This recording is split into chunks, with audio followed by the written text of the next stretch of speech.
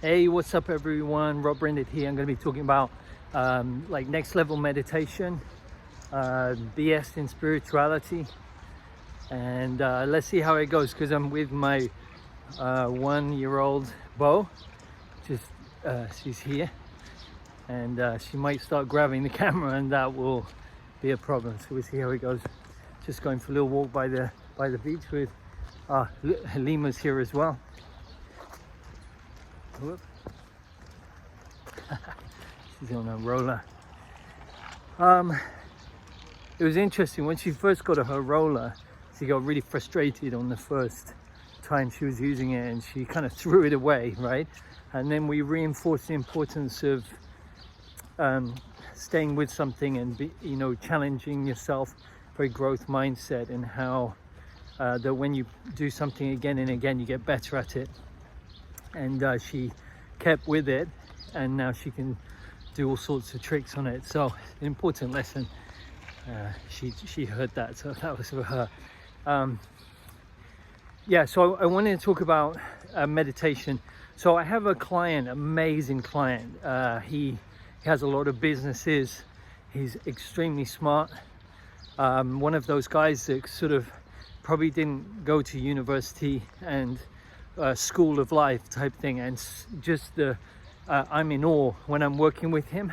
We're working high performance, so he's looking at situations with me, and I'm giving him alternative perspectives and fundamentally making him more neutral, so that he's happy and content and peaceful in the game that he's playing, which is becoming very wealthy and developing businesses. And the fascinating thing is, when we first started working together, we've been working together for a few years now. He was studying meditation, so he would meditate, every day, and he's very disciplined. And so I had nothing to say on that. It was just, okay, he's meditating using a particular method. But what I knew deep down is if we continued working together, he would get to a point where he didn't need to do that anymore. And that's next level. It doesn't mean that you don't have to check in with yourself and clear stuff when it happens, but you don't have to sit down, and cross-legged and grow a beard. You know what I mean? Like big beard, spiritual.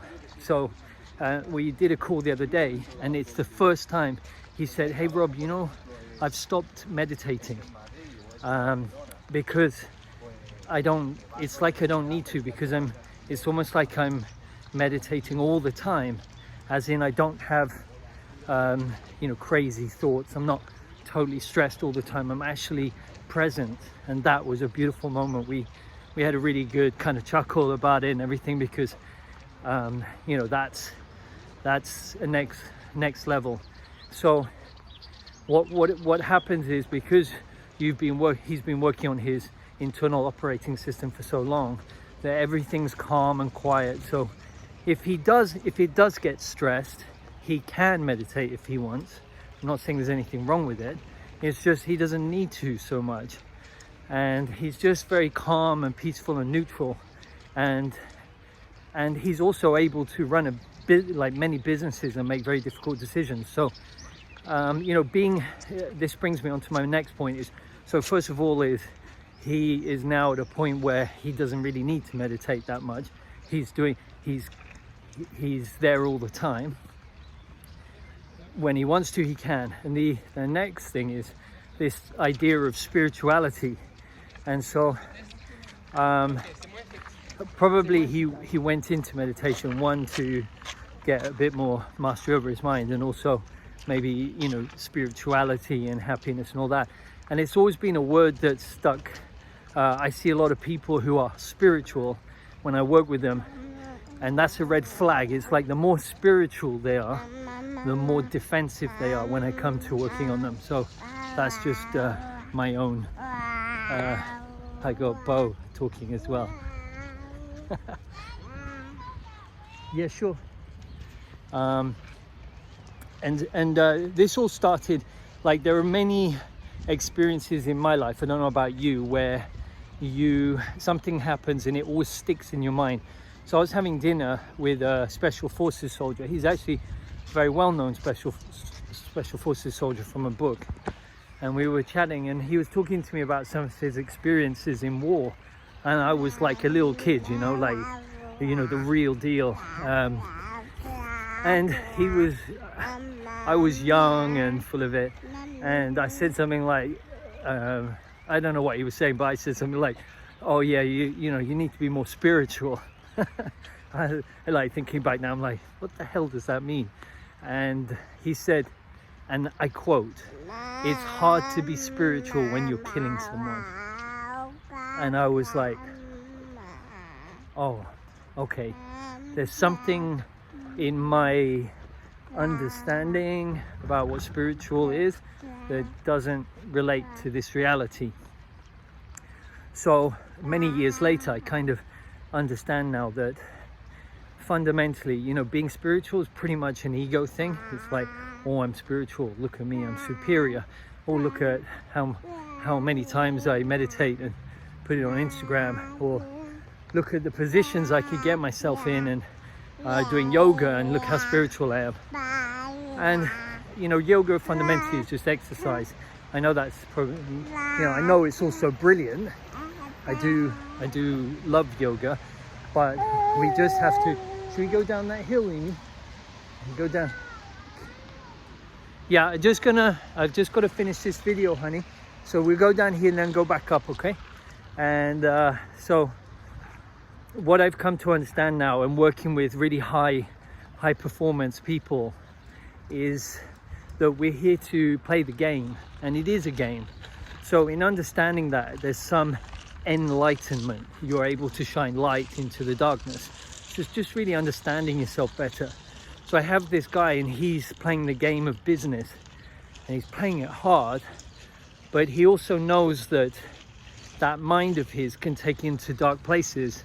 And so spirituality, again, when I work with people, spirit does come up. There's a lot of weird stuff that comes up. I'm not going to go into that now. But fundamentally, what he wants is to be able to be at peace and calm and present and enjoy the game he's playing, and not to be lied to by his mind. So really, I suppose that's kind of spirituality, if you want to use the word. And the beautiful thing is that yeah, there's nothing to attain. There's no like higher realm. It's just getting to know yourself more, like removing all the programs. The analogy would be like, you want to be able to see more of the windscreen. If you've only got a small bit, because your windscreen's dirty, you can only see a little bit of life. But really, when I work with people, I'm just cleaning their windscreen so they can appreciate the whole beauty of this reality. It is beautiful. You don't need to go into your spirit, because there's loads of shit there that's going to crap on you. The amount of people I have to work with who are always going in their spirit, they're completely messed up and suicidal from doing that. So, you know, there's all sorts. Spirit is not all beauty and angels. No, there's all the shit you've done, and karma and stuff, and horrors. And so, oh yeah, just scrape that off.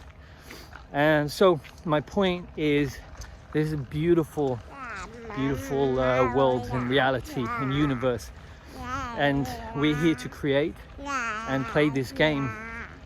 And if you want to play the game and sort of enjoy it and have effortless games, then you need to work on yourself. And the Meditation OS, my course online, my school, it teaches you how to do that, and it's extremely effective, and it's changing people's lives, so that when you're here, you can be optimal, you can enjoy it, you can be peaceful, you can be healthy, you can regenerate, and then you can hear both, and you can just have more fun. And that's really what my Meditation OS is. It's making your computer so enjoyable to use that you just appreciate things so much more. And so those are my thoughts on sort of meditation and playing this game, high performance, getting the most out of life. Okay, I'm gonna go play with my girls. There's kind of like a river here, and we're gonna get wet and grubby, and then we'll go home. So wherever you are in the world, big hug, and enjoy the journey.